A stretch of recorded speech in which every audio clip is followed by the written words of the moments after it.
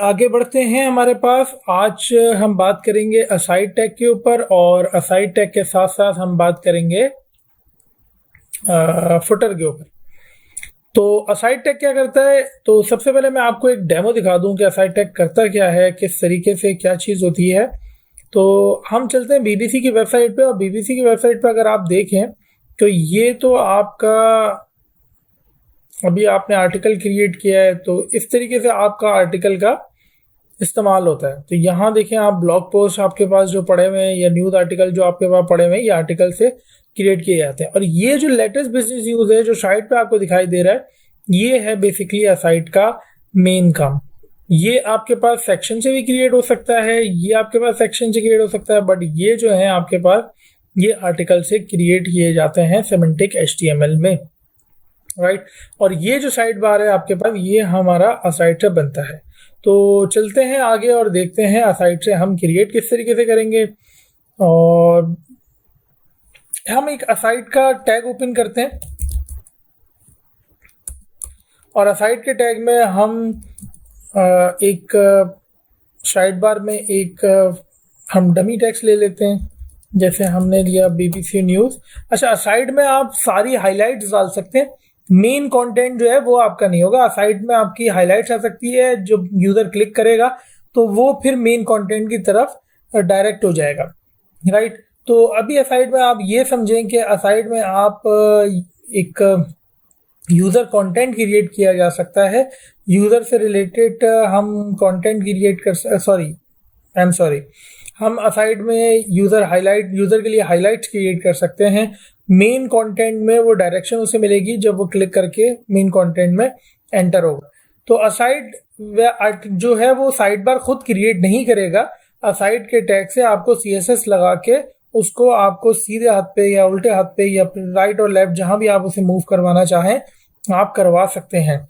तो असाइड में हमारे पास एक पैरा लिख लेते हैं, हम डमी पैरा ले लेते हैं 20 वर्ड्स का, राइट। अब मेरा ये एक आर्टिकल हो गया, और इस आर्टिकल को मैं CSS की मदद से, जो कि अभी हम नहीं कर रहे क्योंकि CSS हमारा टॉपिक नहीं है और आप कंफ्यूज ना हो जाएं, तो इसलिए मैं अभी CSS को यूज़ यहाँ पे नहीं कर रहा, लेकिन इस तरीके से आप असाइड में यूज़ कर सकते हैं। अच्छा, अगर आपने एक बात नोट की होगी कि sir article, section, aside, header, nav, इन्होंने कोई मीनिंगफुल चीज़ें तो क्रिएट की होंगी पीछे, लेकिन फ्रंट के ऊपर तो कुछ भी शो नहीं हुआ, बिल्कुल शो नहीं होता, क्योंकि हम ये काम कर रहे हैं ब्राउज़र के लिए, या फिर डेवलपर अपने लिए, या फिर कोई वो छोड़ के चला जाए, कोई दूसरा डेवलपर आए, तो उसके लिए मीनिंगफुल इंफॉर्मेशन क्रिएट होनी चाहिए, ताकि जो भी आए या जो भी कोड पढ़े आपका, उसको आपका कोड झट से समझ आ जाए कि आपने किया हुआ क्या है, राइट। तो इस तरीके से आप असाइड क्रिएट करते हैं। और इसी तरीके से आपके पास आखिरी चीज़ है फुटर की, जो हम यहाँ क्रिएट करेंगे। फुटर में भी आप नेविगेशन नेविगेशन टैग ओपन करके LI बना सकते हैं, फुटर नेविगेशन बना सकते हैं, बट अभी हम यहाँ पे फुटर नेविगेशन नहीं बना रहे, हम बना रहे हैं यहाँ पे एक, फॉर एग्जांपल एक P टैग ओपन करते हैं, और यहाँ पे अपनी वेबसाइट का नाम लिख देते हैं। फॉर एग्जांपल हमारी वेबसाइट का नाम abc.com है। चलें, मैं अपनी वेबसाइट का नाम लिख देता हूँ itscode.com, राइट। तो ये हमारी एक वेबसाइट आ गई, हम इस पर क्रिएट कर सकते हैं, इसको हम रैप कर सकते हैं। तो ये इस तरीके से आप रैप हो गए। अब आप बोल रहे होंगे मैंने किस तरीके से रैप करी, मैंने बहुत आराम से, मैंने कंट्रोल शिफ्ट और P दबाएंगे आप, तो यहाँ पे आपके पास ऊपर आ रहा है, दोबारा कर लेते हैं ताकि आपके लिए भी ये शॉर्टकट की याद हो जाए आपको। कंट्रोल शिफ्ट एंड P, यहाँ पे आप लिखेंगे EMET, तो जब यहाँ EMET EMMET लिखेंगे तो ये आ जाएगा आपके पास EMET रैप विथ एब्रीविएशन। इसको क्लिक करें और A टैग को क्लिक करेंगे, A टैग को टाइप करके एंटर करेंगे तो ये रैप हो जाएगा पूरे A टैग के अंदर। अब मेरा फुटर का टैग बन चुका है ये, मैं यहाँ पे एक और बना लेता हूँ, और जिसका नाम मैं रख देता हूँ फॉर एग्जांपल support@itscode.com, और मैं चाह रहा हूँ कि कोई भी शख्स इस पे क्लिक करे तो डायरेक्ट उसके पास ईमेल की एप्लीकेशन खुल जाए। तो वो कैसे होगा, मैं again control shift and P दबाऊंगा और यहाँ पे इमेज में मैं ए टैग क्रिएट करूँगा। तो आप देखें VS कोड ने आपका काम कितना आसान कर दिया, वरना ये खुद आपको मैनुअली लिखना पड़ता।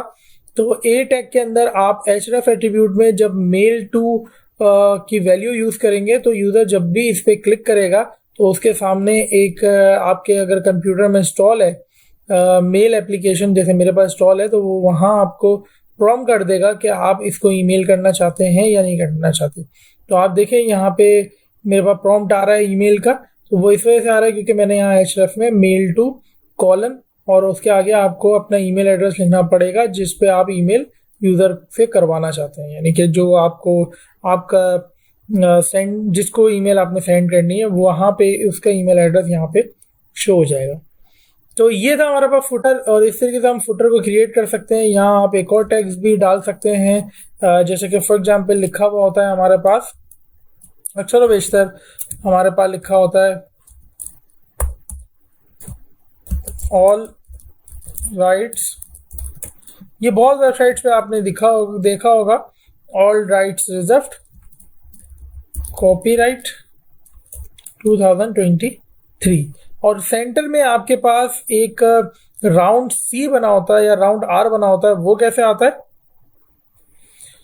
तो कॉपीराइट का हमारे पास किस तरीके से आएगा, उसके लिए बहुत आसान है, आप एंड लिखें और कॉपी लिख दें, ये आपको सजेस्ट भी कर देगा। और यहाँ पे जैसे ही आप एंटर करेंगे तो आप देखेंगे फुटर में आपके पास एक कॉपीराइट का आइकन आ गया है। आपके पास आइकन के हैं, इसे टेक्स्ट के हैं, आपके पास वैसे ही आइकन है, तो ये आ गया है आपके पास। और इस तरीके से हमने अपना फुटर भी क्रिएट कर लिया है, राइट। तो यहाँ पे हम फुटर में एक चीज़ और भी ले सकते हैं, ये थोड़ा सा फुटर जैसा लगने लगेगा फिर, और वो होता है हमारे पास अबाउट इट्स कोड। मैं यहाँ पे लिख लेता हूँ, और we are providing coding tutorials to all, right. तो ये मेरे पास फुटर हो गया। अब मैं इसकी डिज़ाइनिंग, इसकी स्टाइलिंग और इसकी सारी चीज़ें, असाइड हो, आपके पास फुटर हो, आपके पास आर्टिकल हो, ये सारी चीज़ें मैं CSS से कर सकता हूँ। बट मैंने बेसिक स्ट्रक्चर अपना कंप्लीट कर लिया है, और पूरा कंप्लीट कर लिया है, सेमेंटिक की मदद से क्रिएट किया है मैंने पूरा अपना नैव बार मैं CSS की मदद से स्टाइल करूँगा। तो आई होप आपको ये सारी चीज़ें समझ आई होंगी। अगर आपको वीडियो पसंद आई है तो लाइक ज़रूर करें। मिलते हैं अगली वीडियो में, तब तक के लिए good bye, have a nice day, thank you so much.